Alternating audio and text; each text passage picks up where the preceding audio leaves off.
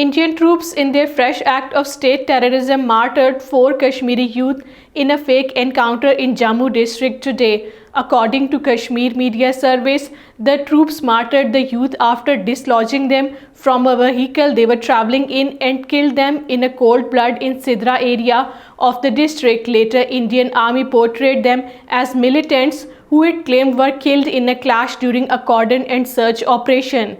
People staged protest demonstrations in Jammu against anti-people policies of the authorities. Rehbar-e-Khel teachers performed different exercises in front of the Bharatiya Janata Party headquarters in Jammu. Residents of Kishtwar who had lost their land to Kiru Power Project held a protest demonstration. The protesters said neither they have been provided any employment nor they have received any compensation. An elderly under-trial prisoner has died in Kupwara district. Indian police claimed that the 75 years old under-trial prisoner Muhammad Maqbool Khan fell severely ill and he was taken to hospital where he died. His 3 sons are also under custody in the same case. 4 members of a family identified as Noor Jahan, her son Zafar Ahmed and daughters Shahiza Bano and Asiya Bano died due to suffocation after inhaling smoke from a coal heater in a village in Ramban district of the Jammu region.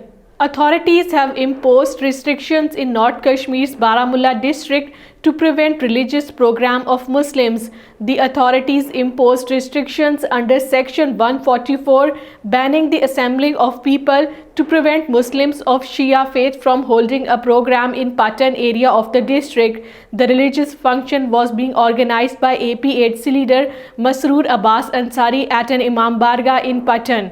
All Parties Hurriyat Conference Azad Jammu and Kashmir chapter has deplored that India has virtually turned occupied Kashmir into a military garrison where all basic rights of the people have been snatched. The APHC AJK General Secretary Sheikh Abdul Mateen in a statement issued in Islamabad said India, which claims to be the largest democracy of the world, is grossly violating the human rights in the occupied territory. Anjuman Awqaf Jamia Masjid Srinagar headed by Mirwais Umar Farooq has expressed deep grief over the demise of the wife of its former accountant Khwaja Ali Muhammad Baba of Srinagar. The Anjuman Awqaf in a statement in Srinagar expressed condolences with the bereaved family members, employees and staff of the Anjuman along with a large number of the local people participated in the funeral prayer of the deceased. Regional politicians of the occupied Kashmir including Farooq Abdullah and Mehbooba Mufti will join Indian National Congress leader Rahul Gandhi's program, namely Bharat Jodo Yatra, in the territory. According to Kashmir Media Service, All India Congress Committee General Secretary K.C. Venugopal, speaking to reporters in Srinagar, said that all like-minded people who don't believe in the politics of the BJP would join the march in the occupied Kashmir.